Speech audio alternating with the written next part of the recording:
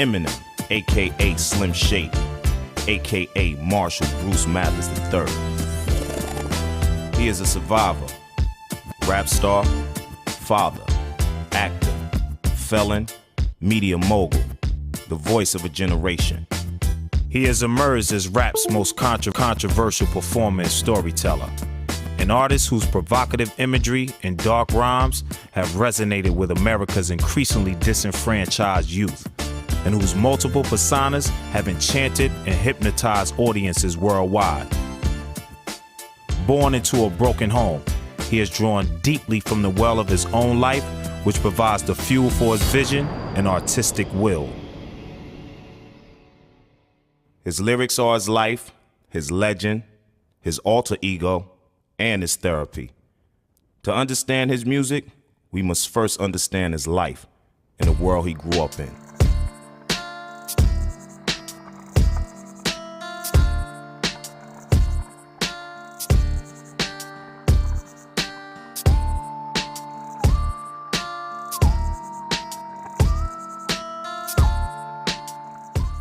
I was born in Highland, Kansas, and my mother left my father when I was probably about 9 months old and brought me to St. Joseph, Missouri, and left me with my abusive alcoholic grandmother. St. Joseph's, Missouri is a quiet working-class town. It is a town Marshall's grandmother Betty grew up in, a town his mother Debbie grew up in. A place tarnished with the effects of alcoholism, abuse, and instability. The challenges in Marshall's family life would be set in motion long before his birth. The residual effects of generations of abuse was passed on by his great-grandmother even as she lay dying. She died a hell of a death at 93, and I was so glad. And she called for me on her deathbed, and I told her, I said, you know, I'm glad you're dying. And she says, can you forgive me? And I says, no, I can't forgive you. The way you beat and abused a little child, an innocent child. I said, you know, you're going to hell, don't you? And she looked up at me, and I said, God help you. Despite the years of abuse, Betty dreamt of a better life. Well, as a young girl, I wanted to just be a mother. I wanted a great big family, you know. I was going to have this house with a white picket fence, like everybody has, women. And I was just going to be so good to my children, bake for them, and, you know, just love them to death. But when everything went wrong, and I married Mr. Nelson, I was 14. Soon after a young marriage, Betty gave birth to the first of several children, Debbie, Marshall's mother. Oh, Debbie was so tiny, I was embarrassed. I was being so young, I had a hard labor, and my daughter weighed probably about 4 pounds. If you were to do a drawing of the Mathers-Nelson family relations are like, it would look like cats in a bag. This is a clan. It's hard scrabble, country folk who are close to each other, except when they're fighting each other. She could not wait to have a baby brother. Not long after a baby brother arrived, Betty realized Debbie was unwilling to share the attention of her mother. Put him down for a nap one time, so I walked into the bedroom, and she's got her father's wrench, big wrench, just about to hit him in the head. I had to watch Debbie from then on, continuously. Betty's marriage ended and the children had a succession of would-be stepfathers. I cannot remember a time ever when there was not a man in the house. I never really got close to my stepdads. They were pretty much alcoholics. There was a lot of drama, you know, growing up in our family. There was a lot of police called. I was sexually assaulted by my one stepdad when I was 12. He didn't get the job complete because he was arrested. I remember my mother coming home and the police taking him out and her telling me, you better hope I can get him out of jail. I don't believe you. And I ran away. It's like, I'm not facing him if you get him out of jail. I'm not telling him I'm sorry because I'm not sorry because of something he did. She wanted to get out of the house so bad. Debbie just was tired. Debbie searched for a way out. One day she thought she finally found it in a quiet boy who lived on her block and played in a local band, Marshall Bruce Mathers II. I met Bruce, and he was my knight in shining armor. Met him when I was 14. Debbie comes in from school, she says, Bruce and I are getting married. Tell her, Bruce. Yeah, he says, I love Debbie and Debbie loves me, and we're getting married. Debbie and Marshall Bruce Mathers II were married in 1970. a marriage Debbie hoped would take her away from the troubles of home. It wasn't that I didn't want to be around my brothers and sisters anymore. It's just I wanted my own life. I wanted my own child. And I wanted to get away from all that. And next thing I know, she finally got pregnant. I was pregnant with Ronnie when she got pregnant. On October 17, 1972, Debbie gave birth to Marshall Bruce Mathers III. It was just in heaven. I mean, it's like, this is a child, you know, that's going to have everything.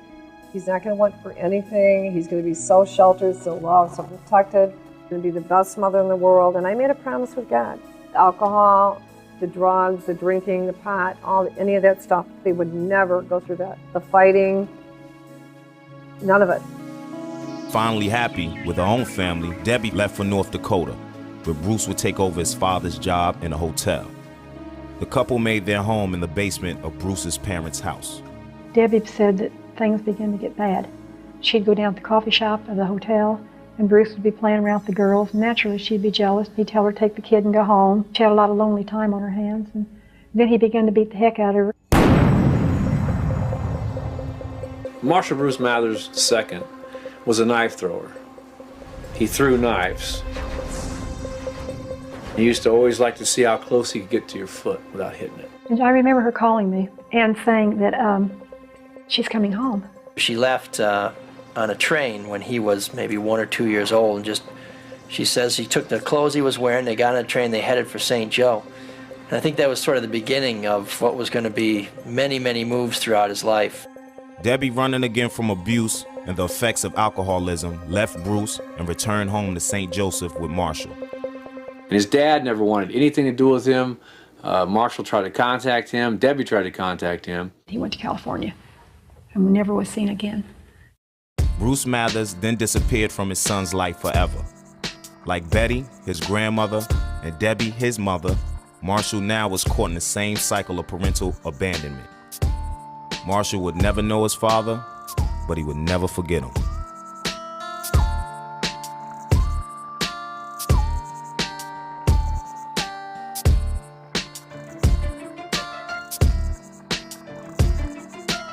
When we first left his dad and moved back to Missouri, I lived in a one-room efficiency apartment.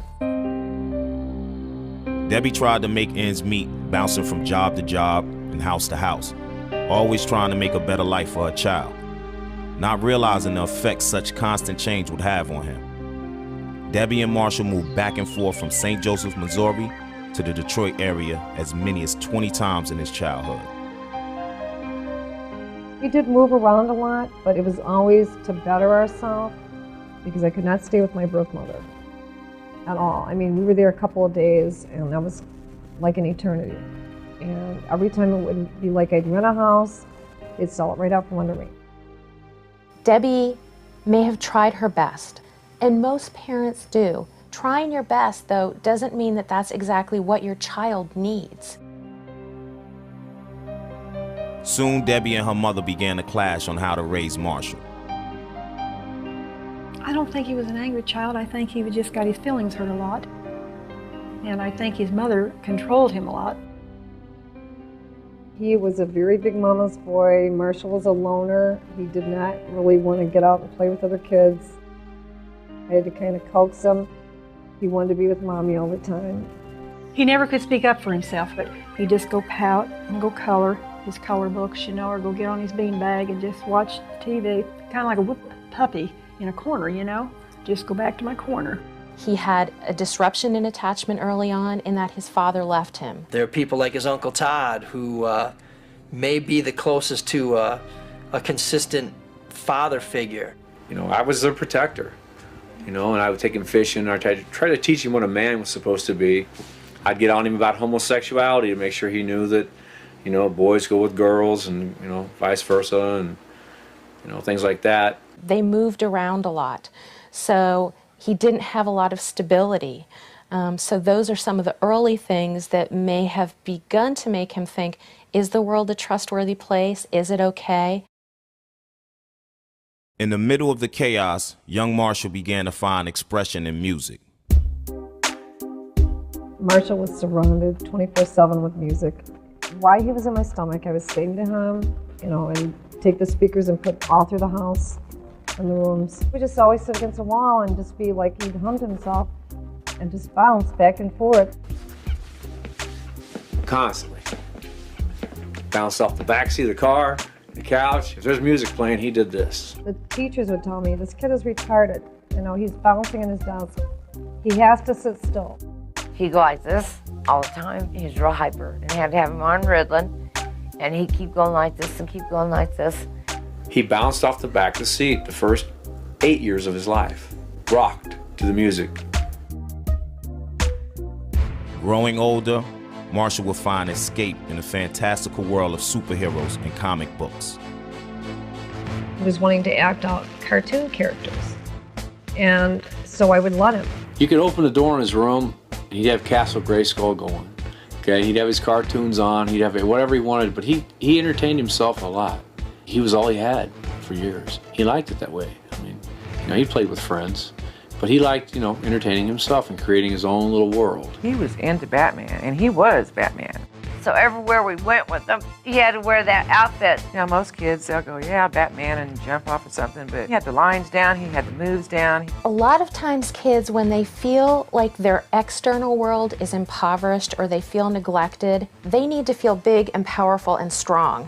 And they can feel big and powerful and strong by associating with X-Man, by associating with Batman and Superman, because they have superpowers then. So it really helps them feel like, okay, maybe I'm not so small, maybe I'm not being as abused as much, maybe the world can be okay because I can be He-Man.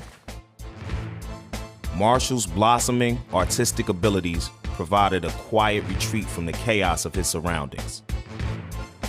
Marshall loved to draw. They'd get into a lot of arguments and squabbles with teachers saying he did not draw this free-handed. So I would say to them, okay, well, let's have him draw something. Sit down and draw, tell him what you'd like him to draw. Because he could draw anything. Debbie and Marshall continued to move with Marshall changing schools as often as every 2 or 3 months. He was always a new kid, and if he did return to some place he'd been before, he was usually behind, and so those kids didn't know him from before, so he was always starting over somewhere. He talks a lot about this nomadic upbringing in his music, this sort of peripatetic life where he's jumping from one place to the other. Ronnie, Betty's son, Debbie's brother, was only 2 months older than Marshall. While Betty and Debbie clashed on how to raise them, the two boys would continually bond. Their little carriers sit side by side and they'd make their little baby talk, goos, you know, and there was a bonding already there. When they were together, you should have seen them. I mean, you couldn't really tell the two apart. And they both had the same color hair, about the same height. And when they talk, they sound, you know, just about the same. I encouraged them too to laugh and dance and be happy. The two of them are quite a team. Did not want my mother around Marshall, and that was just me. I had to be there. And Marshall had been told so many lies. I didn't trust her around him, and the dysfunction, the yelling, the screaming, the fighting, the drinking that my stepdads could have been doing, I didn't want him subjected to it. We didn't get too much time together as they started getting older. Debbie, we kept pulling Marshall to Michigan and Ronnie to Missouri. As Marshall approached the end of his grade school years, Debbie and Marshall would settle permanently in the Detroit area, a city still reeling from the race riots and major destruction only a few years earlier.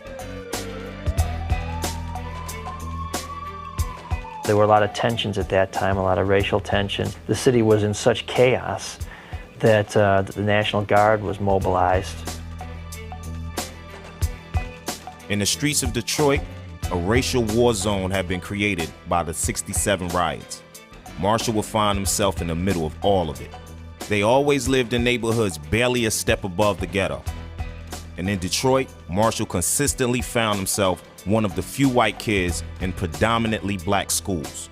The neighborhood that Eminem grew up in is particularly interesting because there are still houses there and people still live in them, but they're just across the street from the suburbs. What you end up with there is a neighborhood where people have sort of filled in the gaps. It's almost like hermit crabs. You know, they found a shell that suited them and they could afford. They moved in there and they finally became homeowners. And just across the street, not too far away from there, the people who moved out who feel like they didn't move out. They didn't make a choice to move out. They were driven out. And so there's a lot of bitterness and there's a lot of tension, that 8 Mile divide. As a 9-year-old at Dort Elementary in Roseville, Michigan, Marshall was bullied for months by an older student named D'Angelo Bailey. These beatings came to a head in January 1982, when Bailey cornered Marshall in a restroom and floored him with a snowball packed with a heavy object. No one reported him missing from class, and he was found unconscious and bleeding hours later. It was a nightmare. When my son did not come out of the school, and the school denied it, they do that. And they denied anything about my baby laying in a pool of blood in the bathroom, and I found him laying there and running out to my van with him, with, the teachers and principals. Well, we had a skeletal crew. We didn't notice him missing. No one knew how long he'd been there. My main concern was to get him, medical treatment, and because he was, when I found my son, he was on the floor and he was having a seizure. The attack left Marshall in a coma for 10 days. I went in and begged God to spare my son. I was an only child, and told him if there was anything ever I did wrong in my life, to take me, not my child. They told me they gave up on my son, 4 doctors, in 4 days, 21 doctors. Once awake from the coma, Marshall's recovery would be long. Having to relearn all his basic motor functions, he also suffered from headaches, loss of vision and hearing, nightmares, and nausea. My medical bills were in excess of over $150,000. I had to quit my job to take care of him, and it was overwhelming. Anytime you have any kind of head injury, it can be life-changing. So when you have an injury to the brain, the effects can be really long-lasting. I had a patient many years ago who had a head injury, was meek and mild before, turned very angry and aggressive afterwards. It took a year for Marshall to bounce back. I had to work with him every day, teaching him how to tie his shoes. He had become almost like an infant. With the medications I had him on, the Depakine and Dilatin, low pressor, when I give him the medication, I seen a zombie, and I did not want him zombied out. I didn't believe in it, so the medication was going to go.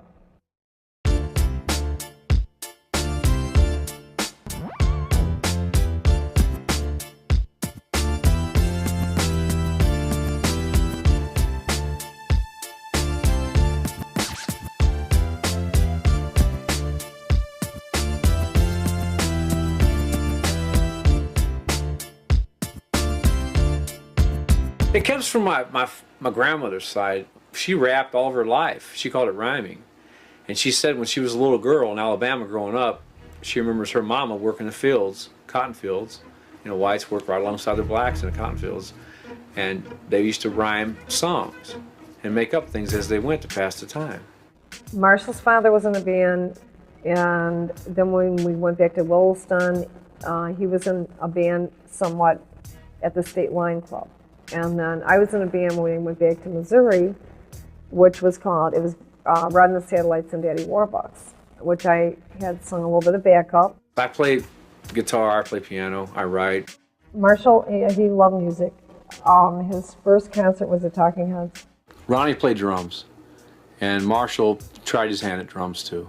Ronnie was artistic, but not near like my grandson, Marshall. Ronnie was always, when he was little, I got him toy drums and little boom box, they call them, and he'd turn it up full blast, and boy, he'd just dance all the time.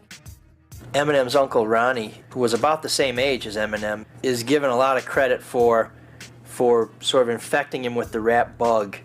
In 1981, Ronnie played a song for Marshall that would change his life. It was Reckless, a song featuring Ice-T from the soundtrack to the movie Breaking.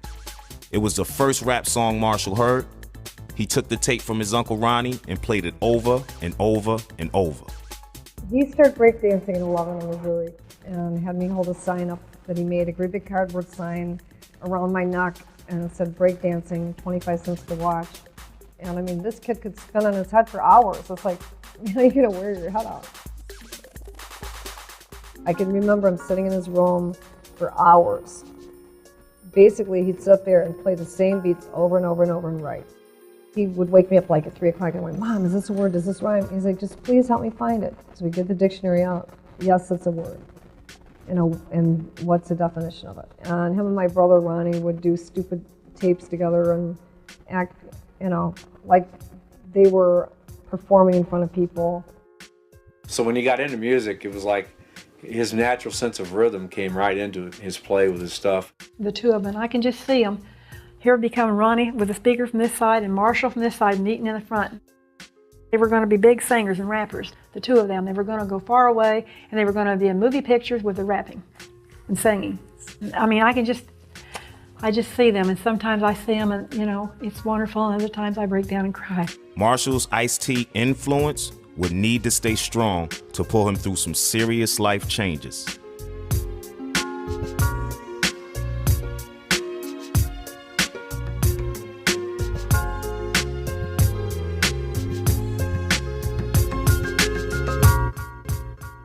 The latest in the line of foster kids Debbie Mathers had taken in, Kimberly Scott entered Marshall's life in 1988 when she was just 13. I was on call for the state of Michigan every weekend for kids that were dropped off at the welfare department to pick up. Marshall was very jealous of other kids. We would sit in a circle and talk.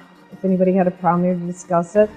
And he'd jump up and run out because he'd be like, well, you like them more than me. And it's like, no, come here. I'd have to go after him every time. But it was like, I want Mom to myself or not at all. Kim's stepfather didn't want her. Mama said she had to go, so Kim was staying anywhere she could. And I remember going to Michigan, and I said, Debbie, what do you got here? Oh, Mom, now don't say anything to her. I've got a daughter now. And Debbie never had any little girls. She took her home, cleaned her up, and was so happy to have a girl. Kim soon settled into the Mathers household, with Debbie doting on her every move. Kim was very spoiled too because I always wanted a daughter. It was tough trying to juggle everything around. I tried to give Kim as much as Marshall or anybody else. She was very insecure, and she'd been through a lot when she was younger. She did not know her real father. Kim was real tight-lipped, didn't have much to say. Kim became jealous.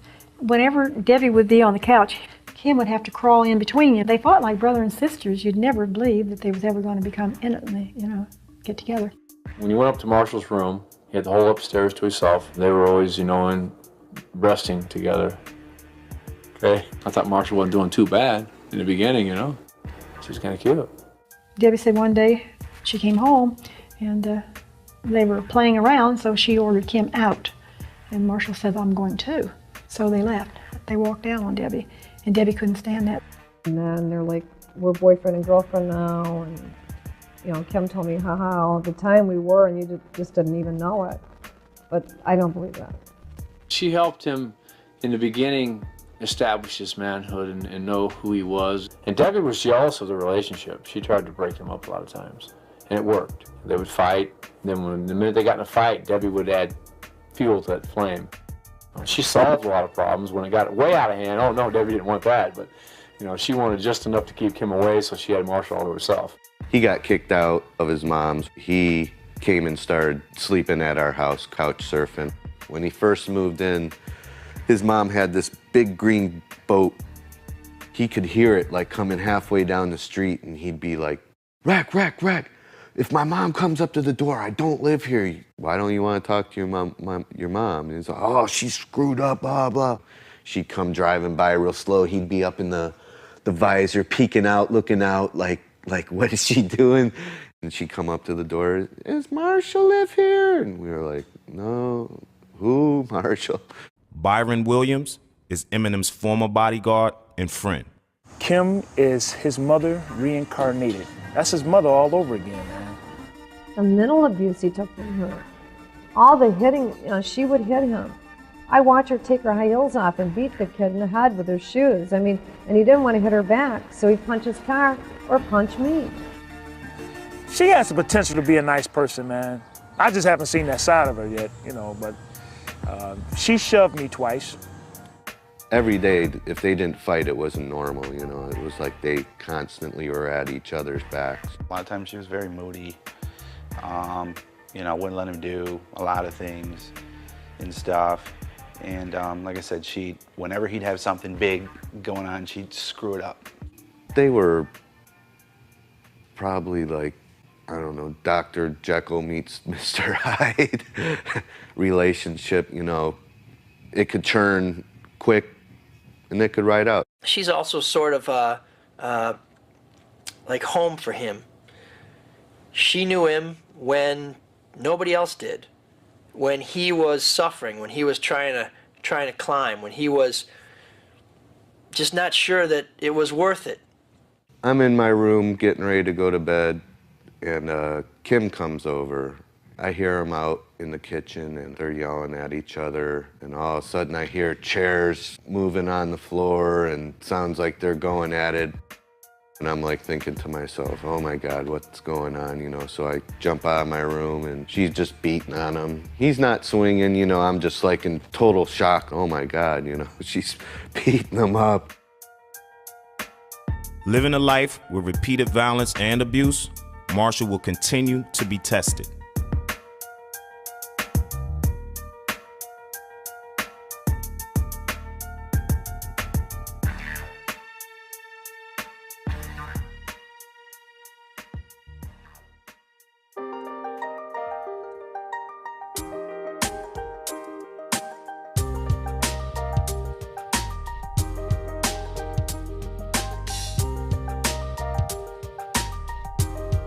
A few months before that summer, and my little brother looked at me and said, "Sis, look what I have." And I'm thinking, well, this is nice, because he opens a closet and shows me all these clothes. And he turns to me and says, "This is material. You know what I'm missing?" And I said, "What, honey?" He said, "Love. I have no love. There's no love here." Bud, this is Ron Polkinghorn. Well, life's hard, bud. On December 14th, 1991, Ronnie Polkinghorn killed himself with a gunshot to the head. Ronnie was despondent over a breakup with a girlfriend. Distraught over Ronnie's death, Marshall did not attend his funeral. Betty videotaped her son's funeral and mailed a copy to Marshall. The bitter feud between Betty and her daughter still confuses what the possible intention of the tape may have been. He's really been bitter about that. It just starts the organ music, and it's the, you know, obituary, you know, and they say, and it just shows him in the casket there, because it was open casket, and all the flowers and all. I thought, you've never been to his funeral. You need to deal with it. You know, this is reality. But he said I tried to kill him. When he got the tape and the pictures, he collapsed. He said, I was not trying to hurt him. When I was told that she sent him a video, I really don't think that he really thought too much of it, because he considers a source. My daughter lied to him, and she said Ronnie would be alive today, but you weren't home to take a phone call. That Ronnie called and asked to speak to Marshall, and she said Marshall wasn't home. Marshall needs to know Ronnie did not call him. And the guilt that was put on Marshall, thinking, my God, it's my fault. With the loss of his uncle and partner, Marshall would now be left alone to struggle.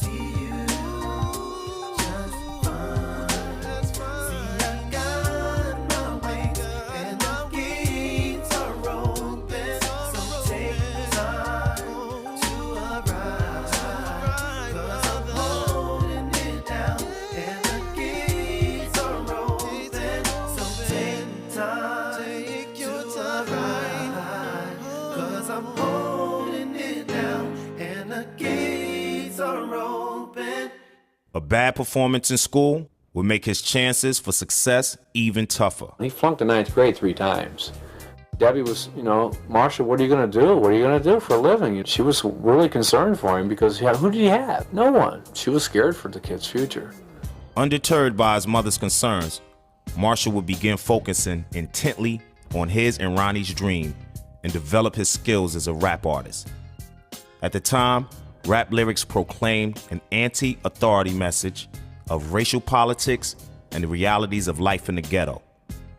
Early rap artists such as Public Enemy, Ice-T, and NWA were beginning to influence and inspire Marshall and his crew. Eminem had decided that he wanted to be a rapper, but as a white rapper, I mean, he really had no role model. There was really nobody else out there. Marshall began making tapes in the basement of his mother's house with Deshaun Halton, a Lincoln High School classmate who called himself Proof. And he did not meet Proof till he was around probably 17 or 18. Proof was very, very respectful, very polite. Miss Mathers, do you need me to do anything for you?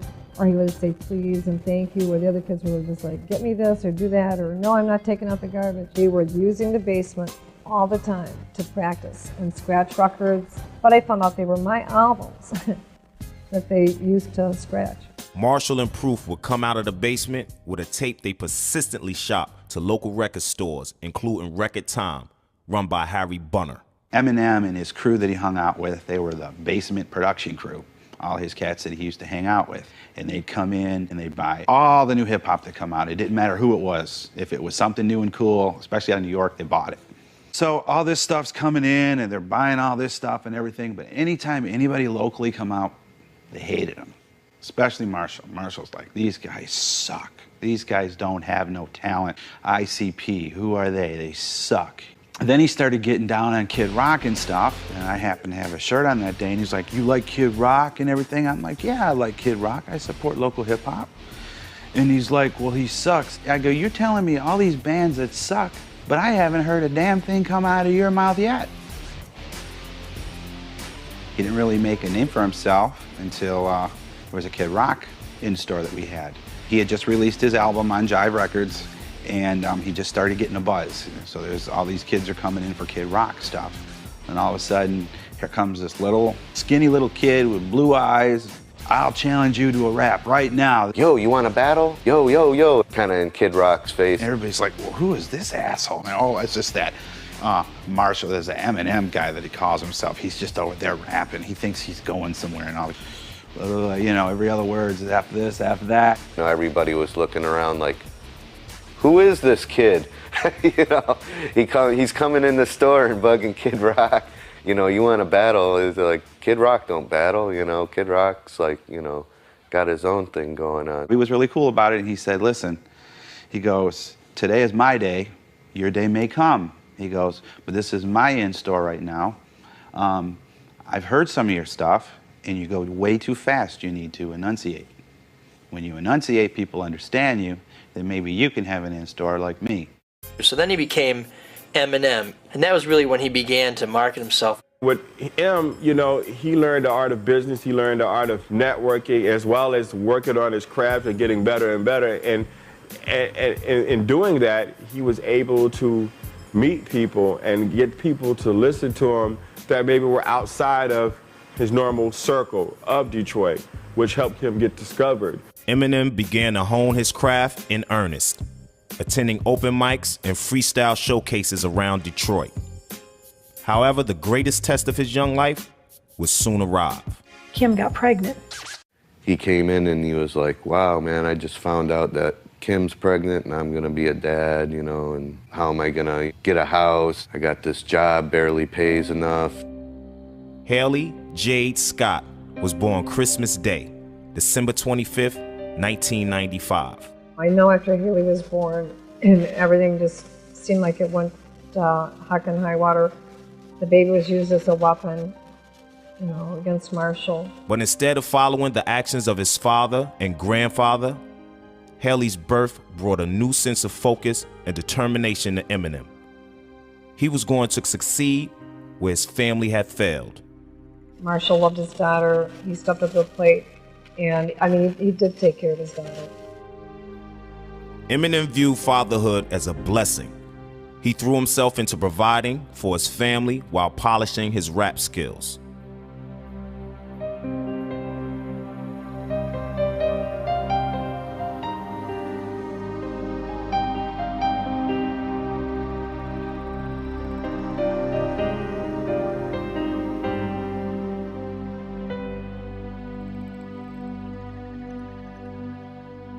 Gilbert's Lodge is a down-home roadhouse outside of St. Clair Shores. Marshall worked at Gilbert's on and off for 3 years. Gilbert's Lodge was probably Eminem's mainstay for a while. I mean, that was his steady gig. When the tapes weren't selling, when people weren't coming to his gigs, He could always count on going back to Gilbert's Lodge and flipping burgers, and from what I'm told, he was a pretty good short order cook. He would quit there, go to a new job for like 2 weeks, and then go back to Gilbert's, then quit again, do another job, and then go back to Gilbert's. Working double shifts for minimum wage, Gilbert's became more home than home. When Marshall first started working at Gilbert's, he used to wear those really baggy pants. And I'm looking at him going, man, pull those pants up, buddy. How can you work and not trip over them? Whenever he worked, just constantly rapping, honing his skills. When he would get a food order, for example, he'd start a rhyme based on what the food order was, you know. He would bring in tapes for people and say, listen to this, what do you think about this? He'd try and get people to come out to his performances. And a lot of the people did go. I mean, they didn't like rap. They might be at a rough club somewhere in Detroit they wouldn't have gone to otherwise, but they liked him, and so they would go to show the support. Very, very steely focused. That's one thing I noticed about him. You know, he was very intense. You could see it in his eyes. Everything would just come off the tops of their heads, and I'd just sit there in amazement. But yet I'd be going, okay, where's my cheese balls? Let's go. Okay, I got people waiting for their food, and they're just going on and on and on, you know, and they did wonderful. It was quite entertaining. When he wasn't working at Gilbert's Lodge, he was working on his career. Marshall would usually write either on a little notebook, on the back of a ticket, whatever he could write on, he would write on. If it was his hand, or he'd always be writing something down. He would go into the zone, man. I can't even explain it. And when he would go in the zone, he would be completely sober, man.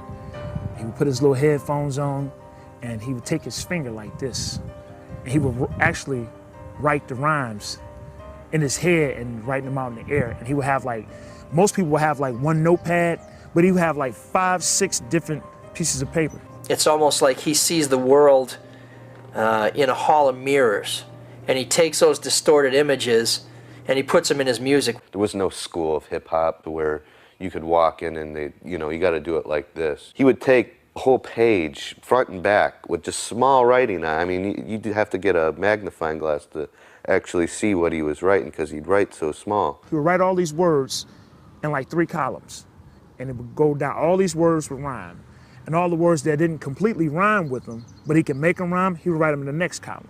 And he would go in and pick each one of these words and match them up. And it's like decoding it. He'd sit down at the table with a track that he liked. He'd play it through and rewind, bzzz, rewind again. Keep writing. He'll go in the booth and he'll sit there and he'll write and he'll listen to it, and he'll have the sounds just blaring. And it's pretty much like the same sample over and over and over until he get it completely written. He's going around to the hip-hop shops, all these other places. He's getting into these battles downtown. I walk out of off the steps of St. Andrews, and it's an alleyway in between St. Andrews and this other club. And there was a big circle out there. I'm like, oh man, they about to fight. And then I'm like, I'll get closer to the circle. I'm like, nah, they got a battle going on, you know? To establish his reputation as a rapper, Eminem began participating in rap battles at various Detroit hip-hop clubs.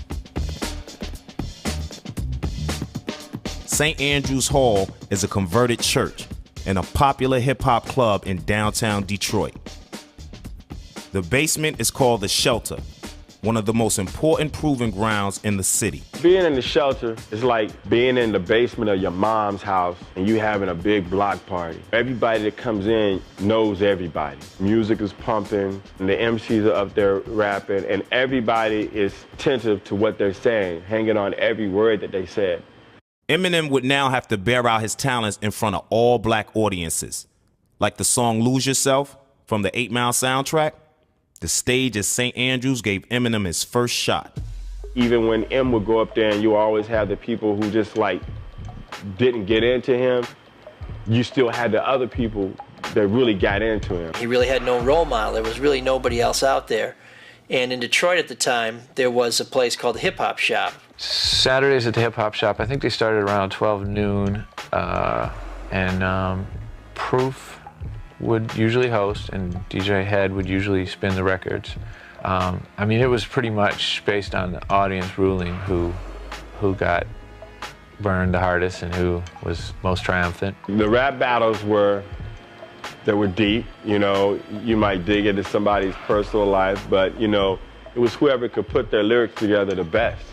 You know, and week after week, you could tell when somebody went home and they were practicing and they lived and breathed it. That's the thing about, you know, going to the rap battles. The guys that were rapping weren't just some guys who decided yesterday that they want to rap and they decided they were going to write some stuff. No, these guys lived and breathed hip-hop. But Eminem's early battles were hard fought and never easily won. He'd just come out, start rhyming, and was done and leave the stage. And people were like, yeah, he's really good. He was putting like 110% in of everything, with any rap battle, anywhere he could be noticed. He was dedicated. He was trying to make it. He was trying to explain to Kim, look, you know, this could be our big break. Let me do it. She was always had a word in about him doing that. Why are you doing this? You need to go out and buy your daughter diapers. Teaming up with Proof and local Detroit producers, Jeff and Mark Baz, Eminem made his first record and 2-song EP called Backstabber. Backstabber, which was inspired by this fight that he had with Kim, his girlfriend at the time. I think that was the first time he really let rip with his emotions on recording. He took his tax money and pressed it up. He pressed like 500 to 1,000 copies. The song did okay. I mean, it didn't do massive amounts of numbers. I think he sold like 200 of them. Mark Kempf was Eminem's first manager. Mark founded Underground Sounds magazine, a national hip-hop publication based in Detroit. Unlike other hip-hop magazines at the time, Underground Sound paid attention to up-and-coming artists, especially if they were from the same hometown of Detroit. My original meeting with Eminem was a phone conversation. He called, asked me how does he submit his tape. He likes the magazine. He's interested in getting some type of coverage in the magazine. He sent in a tape. I liked it. I reviewed it. You could hear that there was some talent here. You could just hear it, that something's got to happen here. It's just too good not to happen. Nothing happened. He said a lot of people took him as a joke, and he went through a lot of reverse racism. And Proof kind of gave him pretty much the ghetto pass. When he first put the tapes out, you know, people were like, not really feeling it. You didn't even finish school, now you want to rap, you're going to be a white rapper, it's not going to work. You know, everybody from his school, from, you know, guys in the neighborhood, the nightclubs, people laughed at him.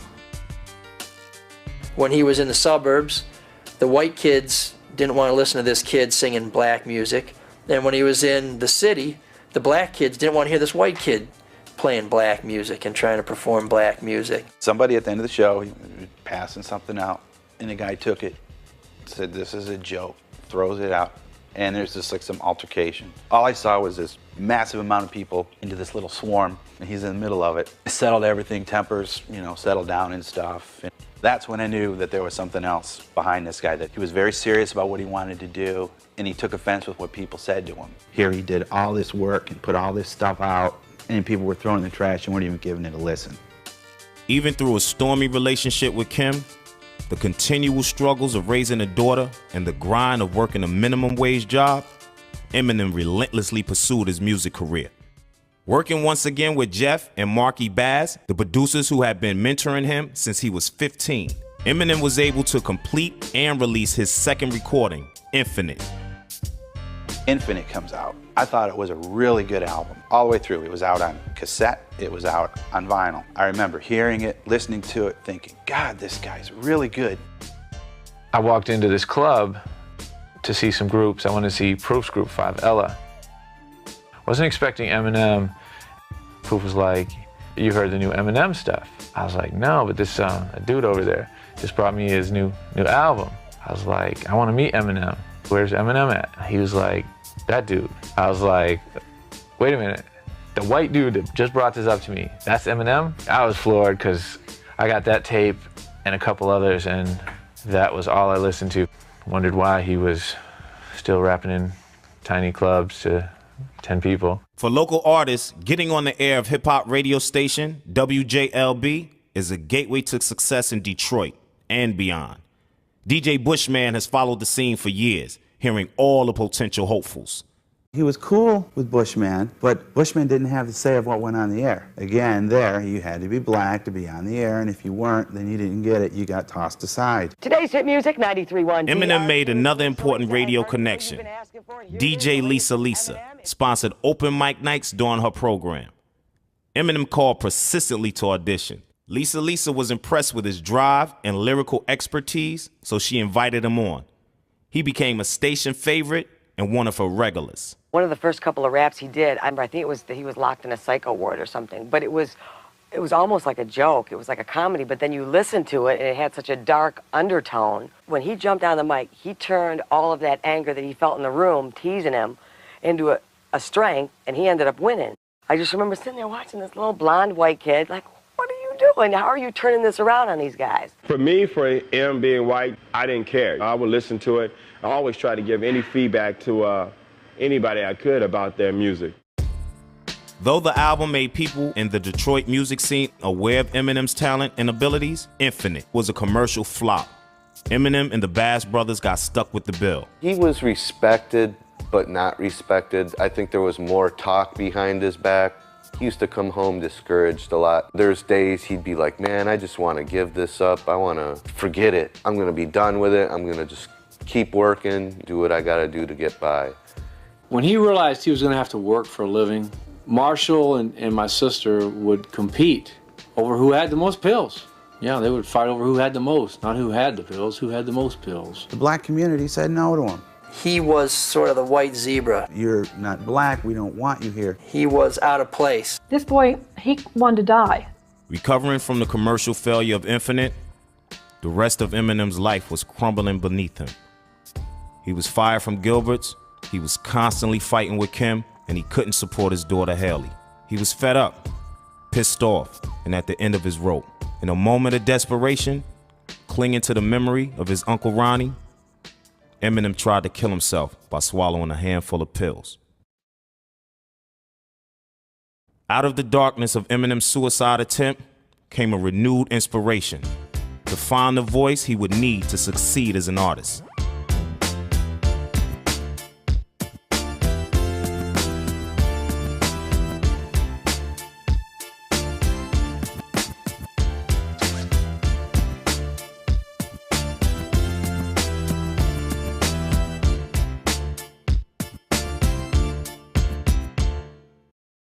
There's a story that I've been told where he was talking to Buddha Full of Rhymes, who's another Detroit rapper, and he was telling him, you know, I'm just not getting anywhere with this.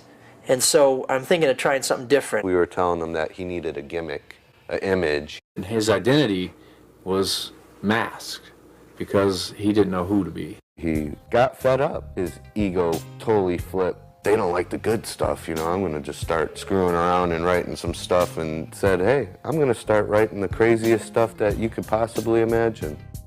He had this alter ego called Slim Shady, and we were just like, wow.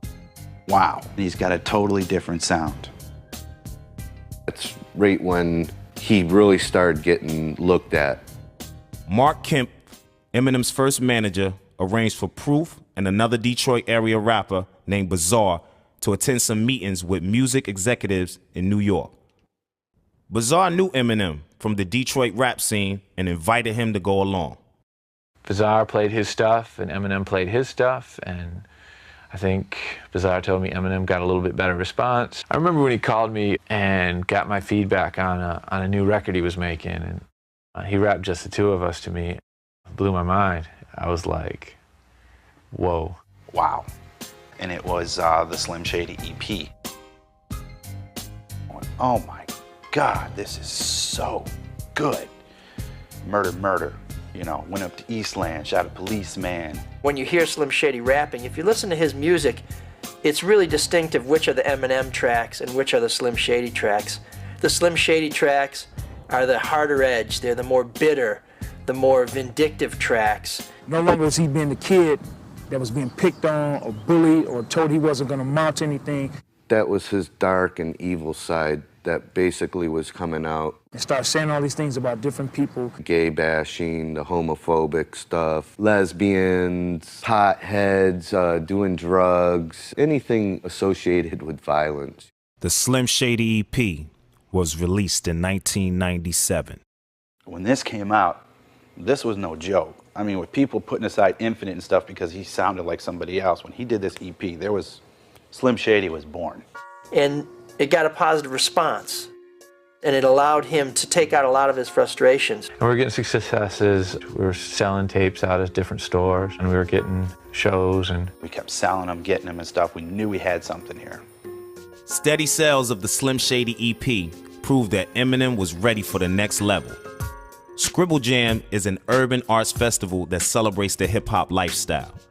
The annual summer event is a convergence of aspiring MCs, graffiti artists, DJs, and B-boys. Even with the forward progress of his music, Eminem's family life would still remain in a state of turmoil. I really had to talk Eminem into it. I mean, he was like, I'm broke. I was like, don't worry about it, I'll cover you. You should just make some time and go down there. He had a show the night before, so it was probably 3 or 4 a.m. before we even got on the road to Cincinnati. Slim Shady competed at Scribble Jam in 1997. It was an opportunity for his new persona to showcase his freestyle and battle rap abilities he had been crafting on the streets for a broader audience outside of Detroit. I'ma start throwing on my quarterbacks inside the trash. From now on, I'm jacking off the pictures of your bitch ass. This is a mismatch. You probably slipping K. You better beg him to start over and pick a different name. There were 80 people that entered the MC battle. One of them was Eminem. The ball fans come to Detroit with a 30. You try to fuck with my style, I'ma leave you break all up like my fucking shirty. I don't give a fuck about you and your crew, bitch. You ain't got no juice that pop through you off the roof like picture. Switch up your motherfucking style. Bitch, go back to the crack vibe. You try to act loud, but I'm Slim Shady. Remember you off like an M8. Out of 80 MCs, he battled his way to number 2. He lost to a guy named Juice. Stepping on the line like he was dominating dogs. When I get down, every juice is straight pimpin'. The freestyle shit, you run it, and I'm a winning. I beat this nigga one day, I fuck you on the next day. I see your white shirt and I see things like an x-ray. Now that brother, you need a little practice. Who the fuck died and left you had a rap practice? I remember him coming back and telling me that he finished in 2nd place in Cincinnati, where they kind of had it fixed because the guy from the store won. You know, there was a feud and everybody's like, oh, that white boy won, the white boy won. And he lost to this guy and he should have won. He was frustrated, but he was excited because he knew he should have won. But then again, finished in 2nd place, he just says, well, I'm just going to do it one step more. And no matter where he did or where he worked or whatever, he always told everybody he was going to be a star. You just watch.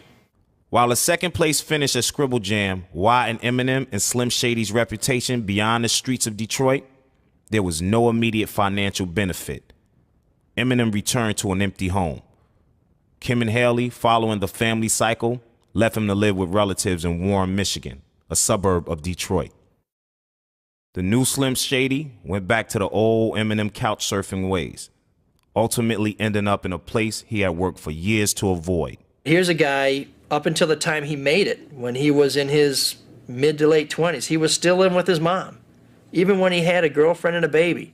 At a music industry conference in Detroit, Mark Kemp approached Wendy Day, an influential music industry power broker, and gave her the Slim Shady EP. I was like, I'm gonna give you something I really want you to pay attention to. I'm gonna give you this tape by this guy, Eminem. He's a white guy, but he's gonna floor you. Initially reluctant, Wendy was won over by his masterful handling of words, rhythm, and his Slim Shady persona.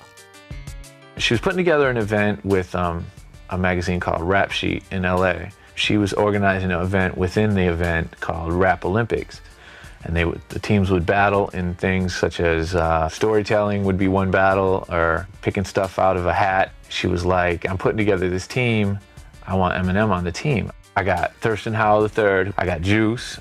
She wanted M to finish it off. I told Eminem he should do it, he should definitely do it. She flew him out, I got a ticket, I flew out. At the Rap Olympics, Eminem again finished 2nd to the same rapper, Juice. Yet the trip to LA yielded much more important results. When Eminem went out to LA, he was basically someone who had beaten the local talent, who had gotten a little bit of a regional reputation. But the Rap Olympics was a chance for him to showcase in a major forum. An LA-based radio station had Eminem on the air. It really lit up the airwaves. Eminem dropped some verses that had people's wigs blown back, for real. I met a guy from Interscope. I gave him a tape. Everything Eminem had worked for, the embodiment of his struggles, determination, perseverance, and tears were in that tape, the Slim Shady EP, and it was finally in the right hands. While Eminem's tape was circulating through Interscope, he made a second appearance on the same LA radio show. And not only did he do well, but he caught the ear of Dr. Dre. And Dr. Dre, basically, by the time he went to Detroit, was ready to take him to the world. Dr. Dre is one of the most influential producers in rap music. In 1992, he founded Death Row Records with Suge Knight. He also engineered the careers of Snoop Dogg and Tupac, among others. Shortly after listening to the Slim Shady EP, Dr. Dre signed Eminem to a recording deal with his label Aftermath Records. After months of recording, the Slim Shady LP was released by Aftermath and Interscope Records. The result was instantaneous. When the first single hit from his first album, Hi, My Name Is, became a buzz clip song, we had an in-store, and there was 1,000 people here. He was just signing. Finally, they come out there and they told him, they said, look, that's all you can sign. You're done. You've been here for 3-4 hours signing stuff. That's when you found out that this wasn't the guy that comes in and talks to you all the time. This is the time you found out this guy's going off and we may never see this guy again. When Eminem first started to make it, was you could still see on some of the telephone poles in town or on some of the walls near some of the music venues, you could still see scraps of an Eminem poster. Most of those posters were put up there by Eminem himself. Eminem's fame came like a flash flood. It caught a lot of people by surprise, even Eminem himself. The Slim Shady LP debuted at number 3 on the Billboard charts and would go on to sell 1 million copies by the end of that year.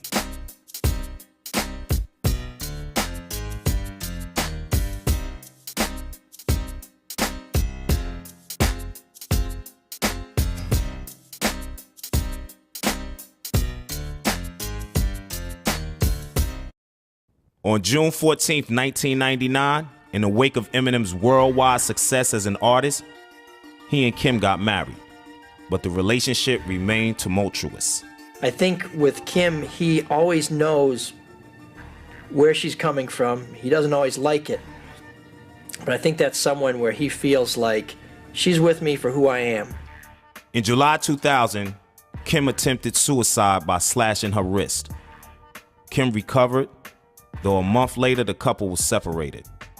They reunited later that year for a few months, but on March 1st, 2001, they filed for divorce. Weeks later, Kim filed a $10 million defamation lawsuit against her husband. He probably feels that, why couldn't I have had a more traditional upbringing? And I can understand being upset about that. But if he had had a more traditional upbringing, we wouldn't have Eminem today. Because that is really the raw fuel for what he is. In September 1999, Debbie Mathers filed a $10 million lawsuit against her son for defamation of character. The lawsuit cited numerous instances in lyrics and interviews in which Marshall described his mother as abusive, a drug user, and an unfit parent. I am who I say I am, he says in his music, and he talks about his mom suing everybody. One of the first things I started to do was to check the courthouses, and lo and behold, going back 25 years, she's been suing folks. As a response to Eminem's lyrical criticisms, Debbie recorded a song called Set the Record Straight with a group called IDX. The song is available for purchase on the internet for $3. In 2002, Eminem's mother settled a $10 million defamation lawsuit against her son for only $25,000. After considerable legal costs, Debbie received only $1,600.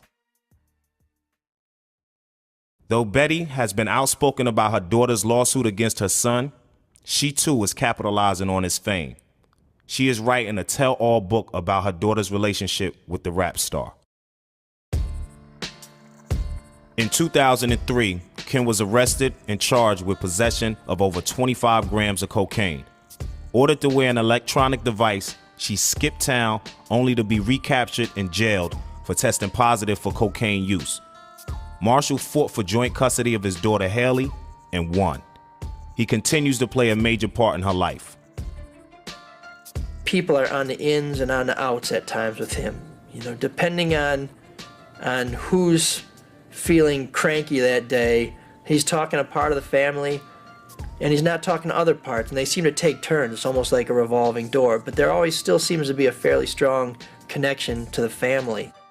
Eminem has been the target of other lawsuits from more unlikely sources. D'Angelo Bailey, the bully who beat Marshall into a coma and later became the inspiration for the song Brain Damage, filed a $1 million defamation lawsuit against Eminem in 2001. Bailey, a Roseville trash collector, claims that Eminem did permanent damage to his musical career and caused him anger and embarrassment. The suit was dismissed by Judge Deborah Savito. Her written opinion was issued in the form of a 36-line rap song. Mr. Bailey complains that his rep is trash, so he's seeking compensation in the form of cash. Bailey think he's entitled to some monetary gain, cause Eminem used his name in vain. Eminem says Bailey used to throw him around, beat him up in the John, shove his face in the ground. Eminem contends that his rap is protected by the rights guaranteed by the First Amendment. Eminem maintains that his story is true, and that Bailey used to beat him black and blue. An alternative, he states that the story is phony, and a reasonable person would think it's baloney. The courts must always balance the rights of a defendant in one place in a false light. If the plaintiff presents no question of fact, to dismiss is the only acceptable act. If the language uses anything but pleasing, it must be highly objectionable to a person of reason. Even if objectionable and cause an offense, self is the first line of defense. Yet when Bailey actually spoke to the press, what do you think he didn't address? Those false light charges that so disturb, prompted from Bailey, not a single word. So highly objectionable it could not be. Bailey was happy to hear his name on a CD. Bailey also admitted he was a bully in youth, which makes what Marshall said substantially the truth. This doctrine is a defense well known and renders Bailey's case substantially blown. The lyrics are stories that no one could take as fact. They're an exaggeration of a childish act. Any reasonable person can see that the lyric could only be hyperbole. It is therefore this close ultimate position is that Eminem is entitled to summary disposition. One of the things about the people who knew Eminem when he was just Marshall Mathers is that there's a genuine affection for him. You know, neighbors, chefs, waitresses at Gilbert's Lodge or the other places he hung out, people at record stores, people who used to make rhymes and record their own rap and their own music and beats. There isn't this feeling that, why him? You know, I'm as good as he is. People seem to genuinely understand and recognize that this was a talent far beyond anything they had. When you look at Marshall Mathers, there's the little kid who's still there. There's the Slim Shady who got him to where he is today. But then there's Eminem who says, you know what, Slim Shady isn't real. You know, let's enjoy what he does. Let's use this to get my demons out, but also let's not take it too seriously, because if you do, you're going to go crazy. Eminem is the writer / rapper. Marshall Mathers is the good father, but also the person that was picked on as a kid, that was bullied. And Eminem and Marshall Mathers got together and created Slim Shady, who is the bully, the hip-hop bully, the hip-hop juggernaut. To me, he's not Slim Shady. He's not Eminem. He's that little kid I know from the hood. Marshall is a really good person. He's a good father. But I think the Slim Shady guy is like the evil person that, you know, that wants to go out and like try all these different things and say, I've been there and done that, and where the other one is trying to be super daddy and be sweet and you know, do all these things with the kids, and it's like almost sometimes you feel like you're dealing with a Jekyll and Hyde. He's a very complicated boy. Eminem has stayed true to the city and friends that nurtured him, forming D12 with Proof Bizarre, DJ Craze, Mannix, and others from his early days.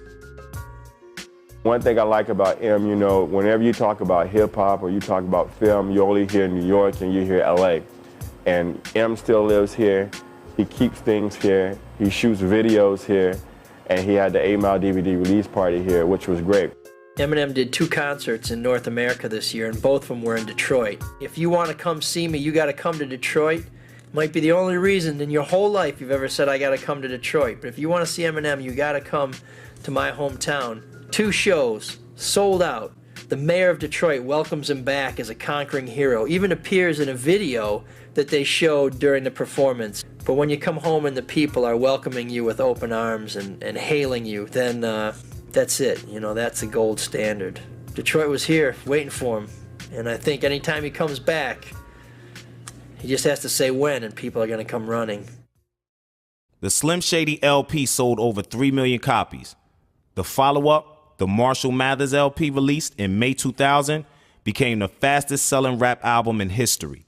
It was also the first rap album ever nominated for the Album of the Year Grammy. In November 2002, Eminem starred in the box office smash 8 Mile. The title track, Lose Yourself, won the Academy Award for Best Original Song. Eminem, a.k.a. Slim Shady, a.k.a. Marshall Bruce Mathers III, has no skeletons in his closet.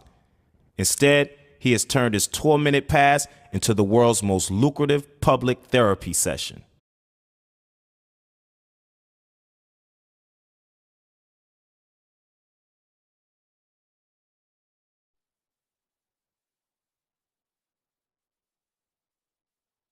Out of the ordinary. He could do crazy stuff, man. I can recall one time, a lot of things that he did wasn't funny right away. When you look back, this guy's crazy, man. I remember one time we were in San Francisco where he was performing and this guy was heckling him on stage. And he stops in the middle of the show. So he starts heckling the guy back.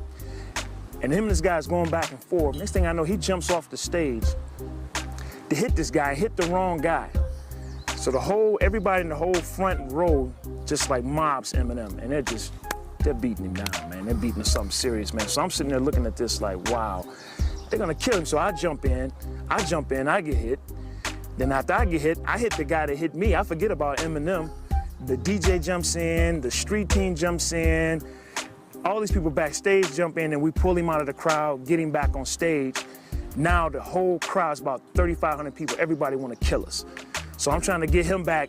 to the tour bus. So we're all running. We're getting everybody to run back to the tour bus, and the tour manager stops and say, hey, you got to finish the show. The show must go on. I'm like, man, they're going to kill us. And, they holler, F you, Slim, F you, Slim. So he comes back out, and he does Just Don't Give a, and performs that, and the crowd just go nuts, man. But that next morning, man, everybody had black eyes, swollen jaws, busted noses, and he lived for that, man. I got a call that next morning from my mom, was like, don't you let the little white boy get you in trouble. I said, well, I'm gonna try to do what I can, man. And I don't know how she found out, but she knew about it. We just always did crazy stuff, man. So unpredictable, man.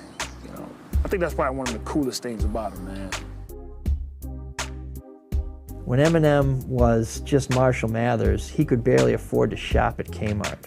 And now he owns a house that was owned by the CEO of Kmart. When Eminem went out to LA, he was basically someone who had beaten the local talent, who had gotten a little bit of a regional reputation. But the Rap Olympics was a chance for him to showcase in a major forum. And based on his performance out there, he, let me say that again. What did I say before about that? He did some good shit, and Dre dug it. I'm out. I'm outie. Okay. He came over for Mother's Day. She was so happy with the bouquet of flowers he bought her for Mother's Day. It was the biggest, most beautiful. I said, Debbie, that must have cost $200. Oh my God, no, that must be $500. It must have cost $600. I mean, and she was taking care of it. It was getting all brittle. 2 weeks after Mother's Day, the arrangement's still sitting there. Oh, what? Be careful of my flowers. Look how beautiful that is. And Haley made her a picture where she had painted, Happy Mother's Day, grandmother. And it had a big house on it with the sun shining, typical little girl. And it was a beautiful picture. It was real big, about like this. She still has it. She took it off the wall though. And it's really neat. How about this long neck? Do I need a jacket? You really actually look like Audrey Hepburn. I don't want to look like her. No, in a good way. Audrey Hepburn with fleshed out with more womanly features. You know what I mean? Mm-hmm. Well, I was told I looked like Reba McEntire for years. It is. For years, I was her. It's one of those things, man, you can't wait to see what he's gonna do next. It's like watching a living soap opera, man.